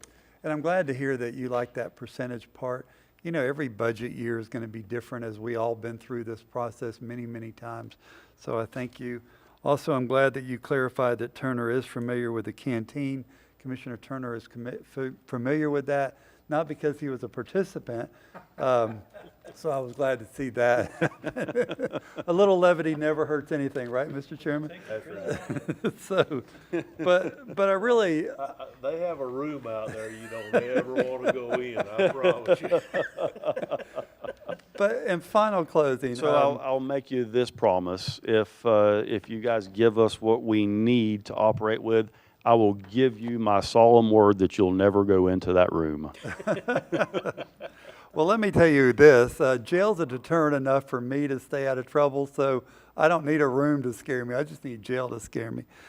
On the other note, a commissioner asked about the jail and you running it. Not every sheriff in the state of Florida runs their jail.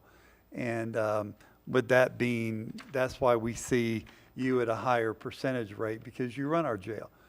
Some sheriffs might be operating in the 25 to 30 percentile range, but they don't run their jail. So with that in mind, I think I know you do a tremendous job, and you and your staff do. And you have the utmost respect from this commissioner. Thank So you thank so you, much. Mr. Sheriff. Thank you. Appreciate it. Okay, just a couple comments before I go to Commissioner Turner, and we'll go to closing comments. Thank you for everything that y'all do and appreciate the budget. One of the things that I didn't hear exactly, the reduction in the amount receiving from the city of Crescent City, what was the reason for that? A lot of that has to do with the initial startup cost and the purchase of some equipment. Equipment, okay. Yeah, that accounts for probably, I would say, the lion's share of that. Okay, all right. Commissioner Turner, you had more questions, and then we'll go to Just closing wanted to, comments. one more time, just make sure that I understood. With the error that y'all just found, or the difference you found if it wasn't an error, does that mean that we're now gonna be able to fund them, that there's not 265 difference in between our two requests? That's correct. So what was submitted to the board did not include anything for revenue for VOCA or VAWA, is what has come up. And so his total board appropriation request is $25.756 million. And my total allocation to him will be $25.772 million. So he's going to get more than what he's asked for today from board appropriation. By about $13,000. Something. And now the percentage deal's looking pretty good for y'all too, ain't it? We're brother? solid. We're solid. That's all I had, Mr. Chairman, thank you. Okay, thank you. All right, we'll go to Commissioner closing. Matter of fact, I'm going to go ahead and open it up for public comment on miscellaneous items. Any individuals wishing to make comment? Okay, seeing none, we'll move to closing comments. I'll start with Commissioner Rawls. I'm good. Good. Commissioner Harvey? You know, Mr. Chairman, let me say, I think this was a great exercise that we started.